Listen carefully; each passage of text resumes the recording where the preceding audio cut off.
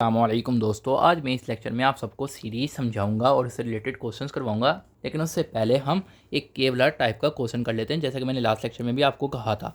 अब यहाँ पे आपको उसने क्या कहा है, यहाँ पे देखें, इसने हमें एक रिकर्सिव फॉर्म दी है और साथ में उसने A0 भी हमें बताया हुआ है। लेकिन वो कहता है हमने इसकी यानी कि क्लोज फॉर्म निकालनी है, मतलब कि इसकी नॉन रिकर्सिव फॉर्म निकालनी है। अब हमें ये कैसे पता चला कि ये रिकर्सिव है? क्योंकि उसने हमें जो भी टर्म दी हुई है इज इक्वल के उस तरफ उसने हमें उससे एक कम टर्म दी है, मतलब कि उससे बैक वाली टर्म दी हुई है। इससे हमें पता चल गया कि ये रिकर्सिव फॉर्म है और उसने हमें क्या कहा है कि क्लोज फॉर्म निकालनी है, मतलब कि नॉन रिकर्सिव फॉर्म निकालनी है। तो यहाँ पे आप जैसा कि जानते हैं दो तरीके हैं, एक बैकवर्ड सब्स्टिट्यूशन, एक फॉरवर्ड सब्स्टिट्यूशन। तो मैं आपको बैकवर्ड सब्स्टिट्यूशन से करवा देता हूँ, फॉरवर्ड से आप खुद कर लेंगे। तो जैसा कि जानते हैं कि बैकवर्ड सब्स्टिट्यूशन से पहले हम कुछ रफ वर्क करते हैं ताकि आपको आसानी रहे क्वेश्चन को सोल्व करने में। तो जैसा कि अब यहाँ पे ए एन उसने हमें जो भी दिया हुआ है यहाँ पर मैंने यहाँ पे लिख लिया एज इट इज़। अब हम क्या कर रहे हैं, सबसे पहले मैंने कहा था रफ वर्क में हम क्या करते हैं, n-1, n-2, n-3, इस तरह हम 2-3 टर्म्स निकाल लेते हैं। लेकिन कोशिश करनी चाहिए एटलीस्ट 3 टर्म्स आप निकालें, मतलब कि an-3 तक। तो अब an-1 में क्या हो रहा है, सिंपली आप n को रिप्लेस करो n-1 से। तो यहाँ पे आप क्या करोगे, n को रिप्लेस करोगे n-1 से। तो ये देखें साथ में क्या हो रहा है, -1 हो रहा है, तो इस तरह आ गया। इसी तरह n-2 में क्या करें, आप n को रिप्लेस करें n-2 से, मतलब कि यहाँ पे भी n को रिप्लेस करें n-2 से, यानी इस फैक्टर को। तो साथ में उसके क्या -1 एंड सो ऑन। तो यहाँ पे इज इक्वल इसके टर्म्स लिख लेते हैं, मतलब कि क्या होगा ये n-1 -2, इसी तरह -2 -1 -3 -3 -1 -4। अब हमारे पास ये an-1 निकला है, n-2 and so on an-3 तक। अब बैकवर्ड सब्स्टिट्यूशन में सबसे पहले हम तो वही फॉर्म लिख लेते हैं जो उसकी जर्नल फॉर्म उसने हमें, मतलब कि रिकर्सिव फॉर्म दी हुई है। अब जो फॉर्म दी हुई है उसमें क्या चीज़ आ रही है, an-1। तो हमारे पास an-1 अभी हमने क्या निकाला है, ये निकाला है। तो हम an-1 की जगह ये टर्म को पुट कर देंगे। तो अब ये देखें an-1 की जगह क्या टर्म थी, ये टर्म थी, तो मैंने an-1 की जगह ये लिख दी और साथ में 2 भी मल्टीप्लाई हो रहा है तो 2 भी लिख दिया और साथ में +3 हो रहा है तो +3 लिख दिया। अब इसे आप सॉल्व करें तो ये देखिए जब आप इससे मल्टीप्लाई करेंगे तो ये 4an-2 और 2 3 6 है, 6 + 3 9 हो जाएगा। ये रफ वर्क है जो मैंने नहीं किया, तो ये आप खुद कर लेना है यानी कि इस स्टेप पे। इसी तरह अब आपके पास क्या आ गया, an-2 की हमने मतलब कि वैल्यू पुट करनी है। तो an-2 की क्या वैल्यू ये है, तो आपने क्या करना है, 4 के साथ an-2 की वैल्यू को मल्टीप्लाई कर देना और +9 कर देना है। तो ये देखें an-2 में क्या था, ये चीज़ थी। तो an-2 की जगह हमने वो टर्म लिख दी और साथ में इसको सॉल्व कर दिया। यहाँ पे अब हमारे पास यहाँ पर आ गया। अब हमारे पास क्या पड़ा हुआ है, an-3। तो an-3 क्या ये है, तो इसको पुट कर दें सिंपली और सॉल्व कर लें। तो ये देखें an-3 में जो टर्म पड़ी थी हमने वो पुट कर दी, साथ में 8 मल्टीप्लाई हो रहा था, 8 मल्टीप्लाई कर दिया, +21 हो रहा था तो ये कर दिया और सॉल्व किया, तो हमारे पास ये टर्म आ गई फाइनल। और जैसा कि ऊपर वाली टर्म है उसे दोबारा से इधर ही लिख लें। अब यहाँ पे देखें, ये आप यहाँ पे देखें क्या हो रहा है, 2 4 8 16, मतलब कि जो टर्म वेरी कर रही हैं, डिफरेंट हो रही हैं हर उस सीक्वेंस में एक किस्म के बैकवर्ड सब्स्टिट्यूशन के लिहाज से।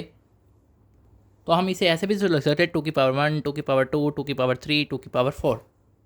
एंड साथ साथ अगर आप यहाँ पे देखें तो यहाँ पे कुछ ऐसे लग रहा है 2+1, यहाँ पर सॉरी आपने 2-1 नहीं देखना, यहाँ पे अगर आप देखें यहाँ पे किसका मल्टीपल हो रहा है, ये सब किस टेबल पे जा रहे हैं, कौन सा एक टेबल है जिस पे जा रहे हैं, देखिए ये 3 पर जा रहे हैं, 3 1 3 3 3 9 3 7 29 3 15 45। जिस टेबल पे जा रहे हैं उस लिहाज से इसे लिखेंगे, मीन्स के यूँ।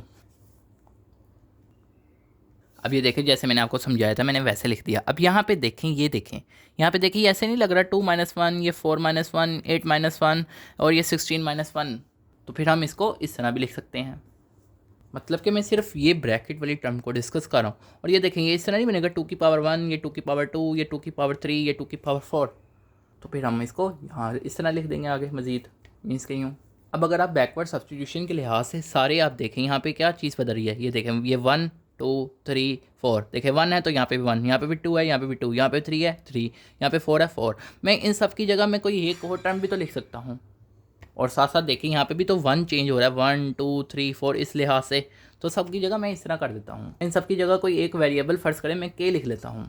तो ये देखें मैंने क्या लिख दिया, इसकी जगह k लिख दिया, इसकी जगह भी k लिख दिया और साथ में +3 हो रहा है। और 15 की जगह मैंने क्या बताया 2⁻4 और -1, तो 2 की पावर में 4 की जगह हमने क्या रिप्लेस किया है, k रिप्लेस किया। तो यहाँ पे भी 2 की जगह 4 यानी कि पावर में 4 की जगह क्या रिप्लेस कर देंगे k, और साथ में -1 भी है तो -1 भी।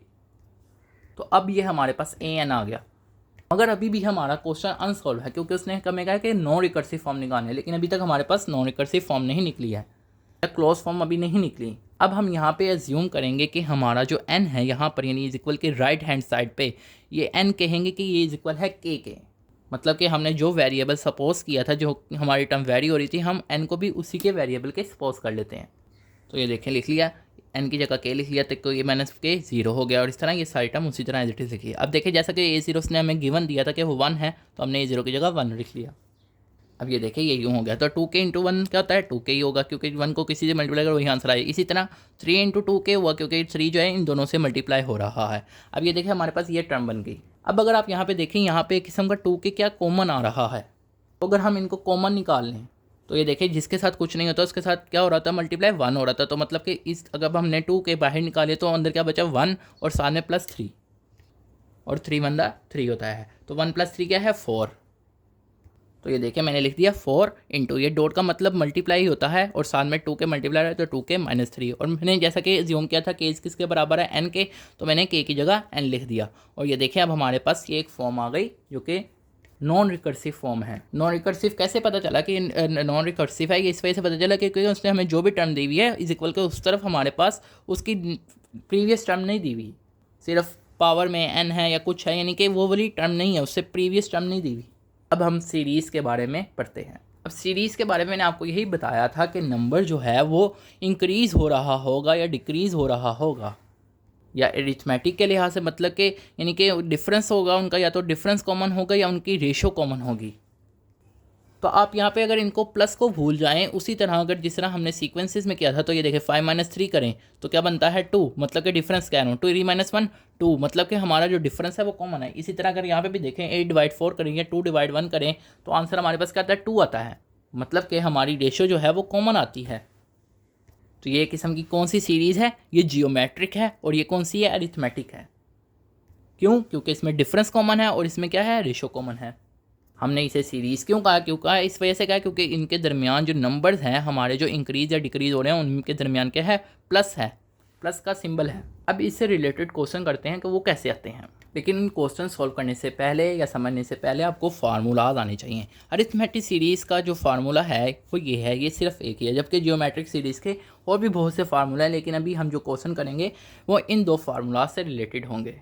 अगर अरिथमेटिक सीरीज़ के क्वेश्चन आते हैं, जैसा कि अभी मैंने ऊपर बताया ये 1 3 5 वाला, तो यहाँ पर अरिथमेटिक वाला फार्मूला लगेगा। इसी तरह अगर आपको जियोमेट्रिक टर्म दी गई है तो आपको यहाँ पर ये वाले फार्मूला लगेंगे। इन्हीं क्वेश्चन को सॉल्व करते हैं ताकि आपको अच्छी समझ आए। आपको क्वेश्चन कैसे आते हैं वो ज़रा डिस्कस कर लेते हैं। अब आपको इस तरह कोई भी सीक्वेंस दिया गया होगा और आपको कहा जाएगा कि सम करो n टर्म्स तक, सम करो 8 टर्म तक, 9 टर्म तक, तो वो जिस टर्म तक कहेगा उस टर्म तक करेंगे। आपने परेशानी होना, जैसे जैसे आप क्वेश्चन समझेंगे आपको समझ आ जाएगी सारी। तो सबसे पहले तो आप डिटरमाइन कर लें थोड़ी बहुत, आप डिफरेंस या रेशो निकाल के कि क्या हो रहा है।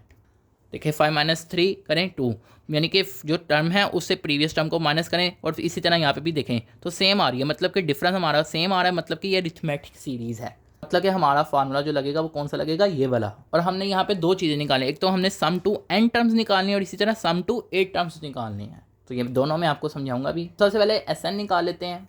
अब देखें यहाँ पे हमें n/2 सब कुछ दिया, लेकिन हमारे पास an नहीं है, तो an का भी हम फार्मूला पहले पढ़ के आए हुए हैं। तो उसका फार्मूला यही था a1 plus n-1 into D. तो a1 क्या हमारे पास ये है, n-1 जो भी है वो ऐसे लिख देंगे, और इसी तरह d क्या हमारे पास 2 आ रहा है 5 माइनस 3 करके, तो ये लिख देंगे यहाँ पर। अब ये देखें इस तरह हमने an निकाल लिया। अब हम क्या करेंगे, सिंपली इस an की वैल्यू को हम इसमें पुट कर देंगे। तो अब ये देखें हमने क्या किया, n/2 ऐसे लिखा, a1 ऐसे लिखा, an की जगह क्या लिख दिया 2n-1। अब यहाँ पर हमें a1 क्या दिया गया, 1 दिया गया, तो हम यहाँ पे इसकी जगह 1 को पुट कर देंगे। तो ये देखें a1 की जगह 1 पुट किया तो 1 माइनस 1 0 हो गया, तो पीछे का बचा 2n इंटू n, तो 2n स्केयर हो गया डिवाइड 2, तो 2 से करता, तो पीछे के हमारे पास मिला हमें Sn किसके बराबर है, n स्केयर के। तो इस तरह हमने सम टू n टर्म निकाल ली। इसी तरह हमने हमें एसेट कहा है, तो उसके निकालने के 2 वे हैं। एक तो सिंपली हम यहाँ पे क्या करेंगे, n की जगह 8 को रिप्लेस कर दें तो हम एसेट निकाल सकते हैं। तो ये देखें मैंने n की जगह 8 को रिप्लेस किया, इसी तरह यहाँ पे भी फिर n की जगह 8 को रिप्लेस करेंगे तो 8 का स्क्वायर करता है 64, तो 64 आ गया, मतलब कि एसेट निकल आया। लेकिन इसको दूसरे तरीके से क्या निकालने का तरीका है, वो भी बहुत ईजी है। आप क्या करोगे, सिंपली n की जगह यहाँ पे 8 को रिप्लेस कर दोगे, तो एसेट इज इक्वल है 8/2 a1 प्लस an की जगह भी क्या आ जाएगा, 8 आ जाएगा। तो फिर आप इस तरह सारा प्रोसेस करोगे, an की जगह 8 वाला लिखोगे और आप पे यहाँ पे आप 8 निकालोगे, और इस तरह फिर आप पुट करके उसकी फाइनल वैल्यू निकालोगे, या दूसरा तरीका जो मैंने भी आपको कराया है। अब यहाँ पे आप देखें आपको इस तरह की टर्म दी गई है और आपको कहा जाता है S9 निकालें। तो सबसे पहले तो आपने डिटरमाइन करनी है कि कौन सी सीरीज है, अरिथमेटिक है या ज्योमेट्रिक। 12 माइनस 9 करें क्या होता है 3, इसी तरह 6 माइनस 3 करें तो क्या होता है 12 माइनस 9 3, और इसी तरह 6 माइनस 3 क्या होगा 3 होगा। मतलब कि हमारा डिफरेंस जो है वो कॉमन है, मतलब कि हमारी सीरीज़ जो है वो अरिथमेटिक सीरीज़ है। तो फिर कौन सा फार्मूला लगेगा, ये वाला फार्मूला लगेगा जो कि अरिथमेटिक सीरीज़ का। तो आप यहाँ पे क्या करेंगे, सिंपली n की जगह 9 को रिप्लेस करेंगे। अब आपके पास A9 नहीं है, A1 तो आपके पास मौजूद है ये देखें, लेकिन A9 नहीं है तो उसे भी निकाल लें। तो जैसा कि आप फार्मूला जानते हैं A9 इक्वल है 1 + 8 यानी कि 9 - 1 8 होता है। तो इसी तरह इसको जब आपने वैल्यू पुट किया तो आपके पास क्या आ गया A9 27। तो आप यहाँ पे A9 की जगह 27 पुट कर दें और A1 की जगह क्या है 3 है तो वो पुट कर दें। तो ये देखें 3 + 27 30 हुआ, तो ये जब मल्टीप्लाई हुआ तो आपके पास S9 फाइनली आ गया 135। अब ये देखें आपको ये टर्म्स दी गई हैं, आपने इसका सम निकालना है। सबसे पहले तो आप डिटरमाइन करें ये कौन सी सीरीज़ है। ये देखें 16/8 करें 2, इसी तरह 4/2 करें तो 2, मतलब कि हमारा जो रेशियो है वो कॉमन आ रही है, मतलब कि ये हमारे कौन सी सीरीज़ है, ये जियोमेट्रिक सीरीज़ है। अब आर हमारा जो है क्या बराबर आ रहा है किस्म का 2 के, जो कि क्या है ग्रेटर देन है 1, मतलब कि हमारे पास ये वाला जियोमेट्रिक का ये फार्मूला लगेगा। उस तरह तो हम इसे ऐसे भी सोल्व कर सकते हैं इनको ऐड करके, लेकिन हमने फार्मूला की मदद से करना है। अब देखें n क्या है, n वो टर्म्स हैं जो कि कितनी आपको गिवन है 1 2 3 4, तो टोटल 4 टर्म्स गिवन है। तो n की जगह आप 4 को रिप्लेस कर दें। तो देखिए हमने क्या किया, सिंपली n की जगह 4 को रिप्लेस किया। A1 की जगह क्या आ रहा है 2 आ रहा है तो 2 लिख दिया। r क्या है आपके पास 2 है, 2 की पावर में n क्या है 4 है, तो 2 की पावर 4 -1 आवर और r की जगह 2 -1। तो देखें जब आपने इसको सॉल्व किया तो आपके पास S4 आ गया 30, मतलब कि इन सब का सम आ गया 30। तो आई होप आपको ये लेक्चर समझ आया होगा। जियोमेट्रिक सीरीज से रिलेटेड मैं आपको कुछ और क्वेश्चन करवाऊंगा इंशाल्लाह नेक्स्ट लेक्चर में। आप सब दोस्तों का लेक्चर सुनने का शुक्रिया। आप सबसे जितना हो सकता है अपने दोस्तों के साथ ये लेक्चर शेयर करें ताकि हम सबके साथ दूसरों का भी भला हो सके।